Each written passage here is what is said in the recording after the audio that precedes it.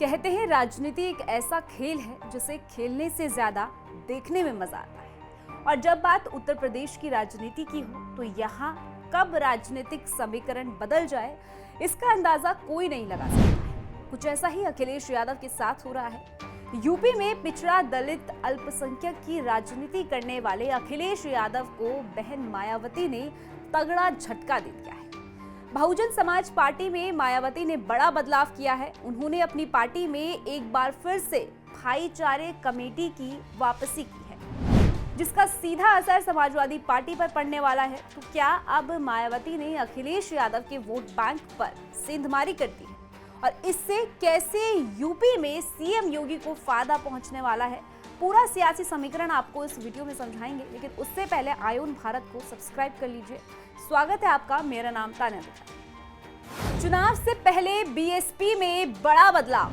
UP में चुनाव होने में वैसे तो अभी काफी वक्त है, लेकिन राजनीतिक पार्टी अभी से ही चुनाव की तैयारी में जुट चुकी है। बसपा सुप्रीमो मायावती ने इस बार 13 साल पुराना दांव चला है, जिससे यूपी का पूरा सियासी समीकरण बदलने वाला है। यूपी में पिछड़े वर्ग की चुनाव में हिस्सेदारी किसी भी पार्टी की जीत हार को तय करने में बड़ी भूमिका निभाती है और यही वजह है कि मायावती ने इसी वर्ग को अपने पाले में करने का फुल प्रूफ प्लान तैयार कर लिया है। भाईचारा कमेटी की 13 साल बाद बसपा में वापसी। दरअसल उत्तर प्रदेश में बसपा सुप्रीमो मायावती ने 13 साल बाद एक बार फिर से भाईचारा कमेटियां गठित की तैयारी कर ली है। पहले चरण में एससी, एसटी, ओबीसी के साथ जोड़ा जा रहा है। आगे चलकर ब्राह्मण के साथ अन्य जातियों को भी जोड़ा जाएगा। जिला स्तर पर गठित होने वाली भाईचारा कमेटियां अब विधानसभावार भाईचारा कमेटियां बनाई जाएंगी। इससे पहले बसपा में भाईचारा कमेटी 2017 में बनी थी, जिसमें हर जाति को शामिल किया गया है। ये कमेटियां मंडल और जिला स्तर पर अस्तित्व में आई थी, बाद में भंग कर दी गई थी, जिसके बाद फिर से भाईचारा कमेटी बनाई गई थी। अब ओबीसी और एससी को लेकर अब जिला स्तर पर भाईचारा कमेटी बनाई गई। पिछड़ा वर्ग पर बसपा सुप्रीमो मायावती की नजर। अब मायावती ने ये नया दांव क्यों चला है, अब जरा इसे समझिए। देखिए, यूपी के चुनाव में जातीय समीकरण की सबसे अहम भूमिका होती है। जिसने इसके गणित को साध लिया वो उसकी राह आसान हो जाती है। अब जरा यूपी का जातीय गणित समझिए। उत्तर प्रदेश के जातीय समीकरण की बात करें तो यहाँ 17 से 19 स्वर्ण वोटर रहते हैं, जो कि बीजेपी का कोर वोट बैंक माना जाता है। इसमें ब्राह्मण 10, राजपूत 5, वैश्य 2, भूमिहार 2 और अन्य जातियां शामिल। यूपी में 40% से ज्यादा पिछड़ी जातियां शामिल हैं, जिनका झुकाव जिस तरह होता है उसकी जीत तय मानी जाती है। पिछले 2 चुनाव में बड़ी संख्या में पिछड़ी जातियों ने बीजेपी के पक्ष में वोट दिया था, जिसकी वजह से भाजपा इतनी बड़ी जीत दर्ज कर पाई। आज भी ओबीसी का बड़ा वर्ग बीजेपी के साथ दिखाई देता है। इसमें ज्यादातर गैर यादव वोटर्स हैं। यादव पूरी तरह से समाजवादी पार्टी के साथ दिखाई देता है।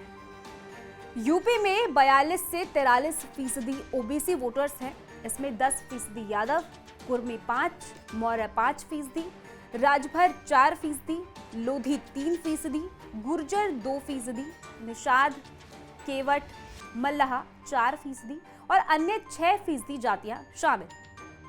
इसके अलावा दलित वोटर्स की संख्या भी 21% है। इसमें जाटव 11%, पासी 3.5%, कोरी 1%, धोबी 1%, घटिक, धनगार, वाल्मीकि और अन्य 4.5% जातियां हैं। यूपी में मुस्लिम मतदाता भी बड़ी संख्या में है और कई सीटों पर अहम भूमिका निभाता है। आंकड़ों के मुताबिक यूपी में करीब 19% मुस्लिम वोटर्स हैं। अखिलेश यादव की बढ़ने वाली है टेंशन। देखिए, यूपी में अखिलेश का सबसे बड़ा वोट बैंक पिछड़ा दलित अल्पसंख्यक है और मायावती इसी वर्ग को अब अपने पाले में लाने की फिराक में है। और यही वजह है कि मायावती ने अब अपनी 13 साल पुरानी भाईजान पार्टी की वापसी कर दी है, जो अब अखिलेश के पीडीए के लिए खतरे की घंटी साबित होने वाला है। अब देखना यह होगा कि मायावती का ये नया दांव कितना कारगर साबित होता है। ये चुनाव के नतीजों से ही पता चलेगा।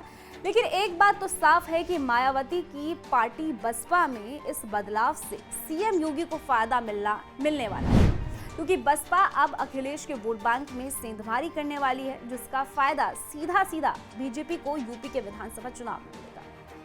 फिलहाल इस रिपोर्ट में इतना ही। पूरी खबर को लेकर अपनी राय कमेंट सेक्शन में जरूर बताइएगा। बाकी देश और दुनिया की ऐसी खबरों के लिए आप जुड़े रहिए।